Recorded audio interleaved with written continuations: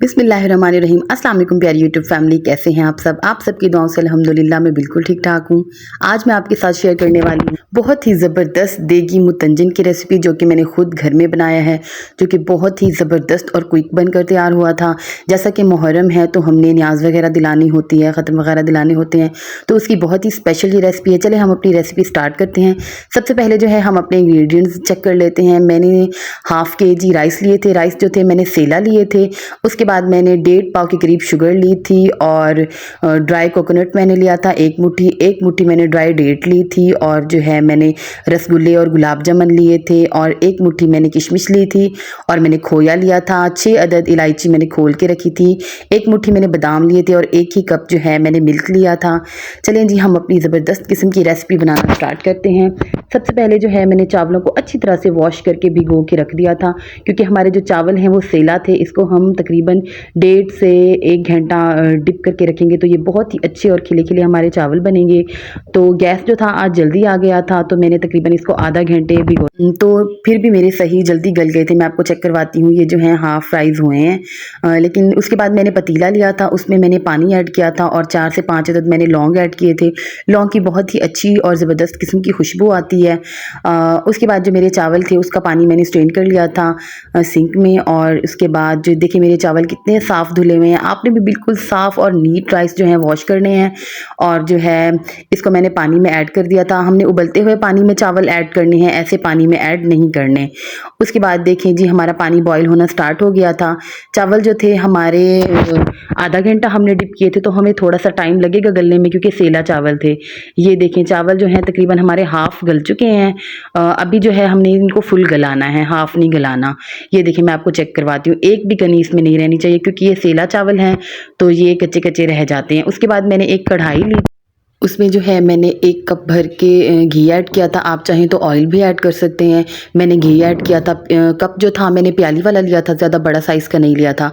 जब वो हल्का सा गर्म हो गया था तो मैंने उसमें 4 से 5 अदद इलायची जो है वो खोल के डाल दी थी।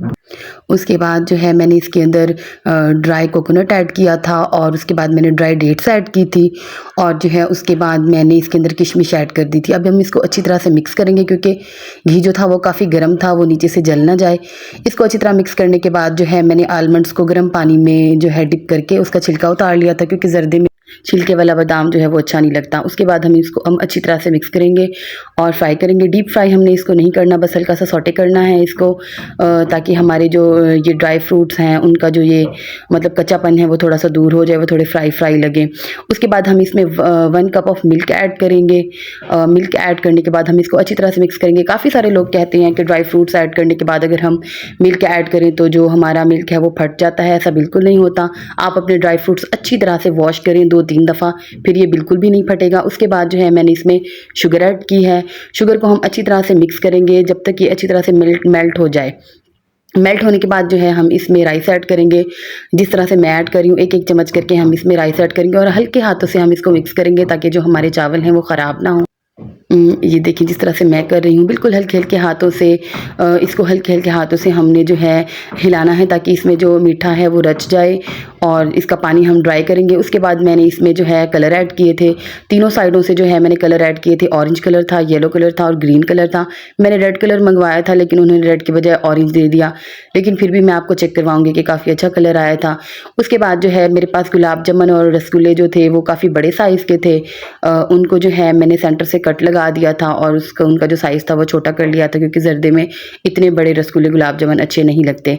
ऑरेंज कलर मुझे थोड़ा सा कम लग रहा था, तो वो मैंने उसमें ऐड कर दिया था। उसके बाद जो है मैंने इसमें मिठाई ऐड की थी। रसगुल्ले पहले मैंने डाले थे और गुलाब जामुन डाले थे। वैसे ये जो थे फ्रेश ही थे, लेकिन इसको इसलिए हम डालते हैं दम के दौरान ताकि ये थोड़े से गर्म हो के ना उनका टेस्ट अच्छा हो जाए। चावलों का भी टेस्ट आ जाता है इनके अंदर। वैसे जब हम कलर मिक्स करते हैं तो हम इन चीज़ों को बाहर ही निकाल लेते हैं, नहीं तो ये सारी चावलों में मिक्स हो जाती हैं। उसके बाद मैंने इसके अंदर खोया ऐड किया था, और उसके बाद मैंने इसको दम लगा दिया था तकरीबन 15 मिनट के लिए। 15 से 20 मिनट के लिए मैंने लगाया था। इसको भी वैसे ही दम लगता है जैसे सिंपल पुलाव को दम लगता है। और देखिए ज़बरदस्त किस्म का जो था मेरा ज़र्दा बनकर तैयार हो गया था। अब हम इसकी कलर की मिक्सिंग करेंगे। कलर का जो है मैं ऊपर से जो ज़्यादा क्वांटिटी कलर होता है ना, वो मैं उठा लेती हूँ और प्लेट में ऐड कर देती हूँ। फिर मैं चावलों को अच्छी اچھی طرح سے مکس کرتی ہوں. اگر مجھے کم لگتا ہے تو پھر میں ادھر سے کلر اٹھا کے اس میں ایڈ کر دیتی ہوں. اس طرح یہ ہے کہ ہمارا کلر جو ہے وہ زیادہ نہیں ہوتا. پہلے میں بناتی تھی تو وہ بہت زیادہ لال پیلا ہو جاتا تھا اور کلرز کی کوئی سمجھ ہی نہیں لگتی تھی. جب سے یہ ٹرک میرے ہاتھ آئی ہے نا ماشاءاللہ میرا زردہ بہت اچھا بنتا ہے. دیکھیں جی زبردست قسم کا ہمارا دیگی متنجن بن کر تیار ہے. یہ کھانے میں بھی بہت ہی زیادہ ٹیسٹی تھا. جیسا کہ محرم ہے، نیاز وغیرہ بنانی ہے تو آپ یہ لازمی ٹرائی کریں. بہت ہی زبردست اور بہت ہی کوئک بن کر تیار ہوتا ہے. اگر آپ میرے چینل پر نئے ہیں تو پلیز میری ویڈیو کو لائک اینڈ سبسکرائب کریں اور زیادہ سے زیادہ شیئر کریں. تو اس کے بعد جی میں نے آلو گوشت بنایا تھا اور روٹی بنا کے جلدی سے میں نے پانی بھر کے زردہ رکھ کے جو ہے میں نے نیاز دلوائی تھی آج. تو اللہ حافظ.